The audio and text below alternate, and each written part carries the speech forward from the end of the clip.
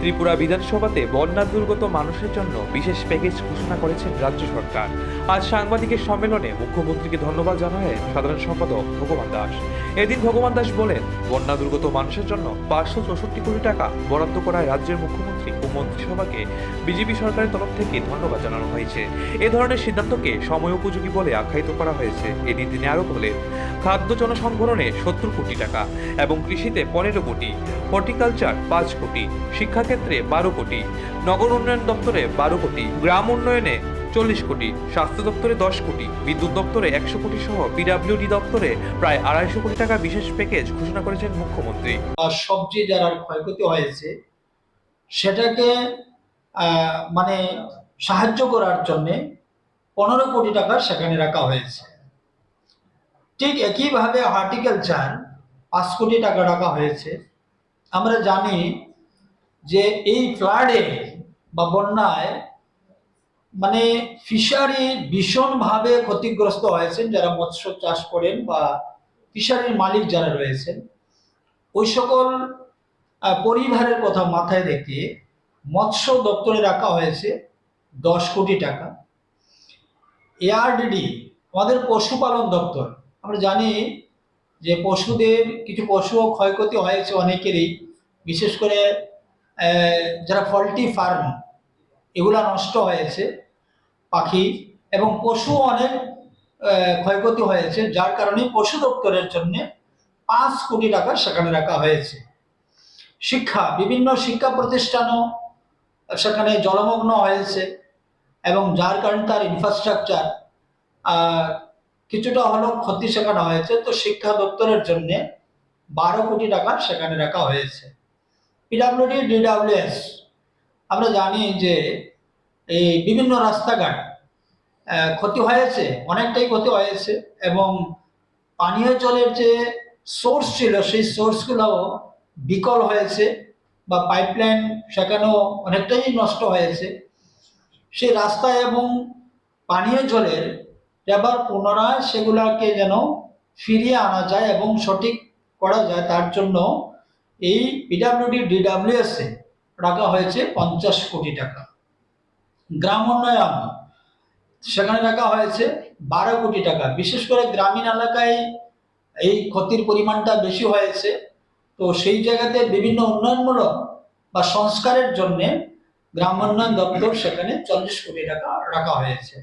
স্বাস্থ্য, আমরা জানি যে বন্যার পরে বিভিন্ন ধরনের রোগ সেখানে দেখা যায়, ম্যালেরিয়া, ডায়রিয়া ইত্যাদি বিভিন্ন ধরনের রোগের একটা প্রাদুর্ভাব সেখানে ঘটে। যাতে সঠিকভাবে আমরা সাধারণ মানুষকে সেই চিকিৎসা পরিষেবা দিতে পারি, তার জন্য মাননীয় মুখ্যমন্ত্রী স্বাস্থ্য দপ্তরের জন্য 10 কোটি টাকা সেখানে রাখা হয়েছে, বরাদ্দ করা হয়েছে। পিডব্লিউডি ওয়াটার রিসোর্স, আমরা জানি, আগেই বলেছি আমি যে পিডব্লিউডির অনেক রাস্তা যেগুলা নষ্ট হয়েছে এবং ভীষণভাবে সেখানে ক্ষতি হয়েছে। নদীর বাঁধ বা বিভিন্ন ধরনের বাঁধ ভেঙে গিয়েছে, সেই ওয়াটার রিসোর্সে নদীর বাঁধ বা বিভিন্ন এলাকার যে পূর্ববর্তী যে বাঁধগুলো ছিল সেগুলাকে সংস্কারের জন্য এবং নদী ভাঙ্গন প্রোটেকশনের জন্য সেখানে রাখা হয়েছে 35 কোটি টাকা।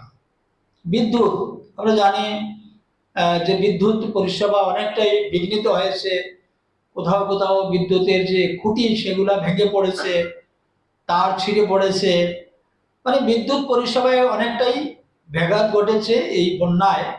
সেই বিদ্যুৎ পরিষেবাকে আরো মজবুত করার জন্য বা সেটাকে মেরামত করার জন্য সেখানে 100 কোটি টাকা রাখা হয়েছে। পিডব্লিউডি আরএনবি আবারও আসছে, পিডব্লিউডি আরএনবির জন্য সেখানে রাখা হয়েছে 200 কোটি টাকা। মোট 564 কোটি টাকা সেখানে রাখা হয়েছে। এইবার যে বিষয়টা হচ্ছে যে আমরা অস্বীকার করব না যে অতীতে বন্যা হয়নি, অতীতেও বন্যা হয়েছে রাজ্যের বিভিন্ন প্রান্তে, হয়তো সারা রাজ্যে একই সময়ে হয়নি, কোনো কোনো প্রান্তে বন্যা হয়েছে। আমরা দেখেছি 2018 সালে বিশেষ করে ঊনকোটি জেলাতে একটা ভয়ঙ্কর বন্যা সেখানে হয়েছে। তো সেই দিনও আমাদের সরকার তাৎক্ষণিকভাবে যারা বন্যায় ক্ষতিগ্রস্ত হয়েছেন বা এফেক্টেড হয়েছে, যারা বাড়িঘর ছাড়তে যারা শেল্টার হাউসে আশ্রয় নিয়েছিলেন, সঙ্গে সঙ্গে সরকার সেখানে ব্যবস্থা করেছে।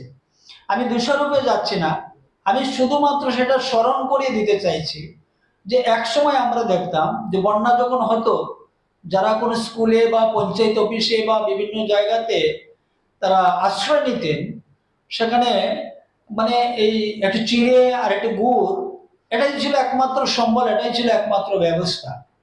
আর আজকে 2018 সালের পর থেকে যে সকল সমস্ত এলাকায় বন্যা যারা আক্রান্ত হয়েছেন বা যেখানে বন্যা হয়েছে, তাদের সমস্ত ধরনের ব্যবস্থা, পানীয় জল থেকে শুরু করে মেডিকেল টিম, একদম প্রতিনিয়ত একটা মুভমেন্ট, মেডিকেল টিমের একটা মুভমেন্ট আমরা রেখেছি, এবং তাদের খাবার দাবারের যে ব্যবস্থা 3 বেলার সমস্ত ব্যবস্থা করা হয়েছে। সেই চিড়াগুড় থেকে আমরা বেরিয়ে এসেছি। এবার আর্থিকভাবে সহযোগিতা, এই প্রথম যে কৃষকদের জন্য তাদের ক্ষয়ক্ষতি দেওয়ার জন্য আর্থিক সহযোগিতা, পশুপালন পালক যারা রয়েছেন তাদের জন্য আর্থিক সহযোগিতা, যাদের ঘর ড্যামেজ হচ্ছে, ফুল ড্যামেজ যাদের, তাদেরকে নতুন করে আবাসন তৈরি করে দেওয়া, মানে সব মিলিয়ে যে একটা নতুনত্ব আমরা দেখছি যে 2018 সালের পর থেকে যে সকল এলাকায় বন্যা হয়েছে। তো আজকে আমি বিশেষভাবে মাননীয় মুখ্যমন্ত্রীজিকে অনেক অনেক ধন্যবাদ জানাবো যে এই যে এখানে 564 কোটি টাকার যে প্যাকেজ দেওয়া হয়েছে, নিশ্চিতভাবে এই রাজ্যের একটা বৃহৎ অংশের মানুষ, বৃহৎ অংশের পরিবার ভীষণভাবে সেখানে উপকৃত হবেন। আমরা জানি যে ত্রিপুরার বন্যার বিষয় নিয়ে মাননীয় প্রধানমন্ত্রী এবং গৃহমন্ত্রী ওনারা কিন্তু ত্রিপুরার দিকে নজর রেখেছেন, এবং প্রতিনিয়ত ত্রিপুরার কি আবার সেই যেটা লোকসান হয়েছে সেটাকে কিভাবে ফিরিয়ে আনা যায়, ওনাদেরও সেখানে একটা চিন্তা ভাবনা রয়েছে, এবং প্রাথমিকভাবে 40 কোটি টাকার একটা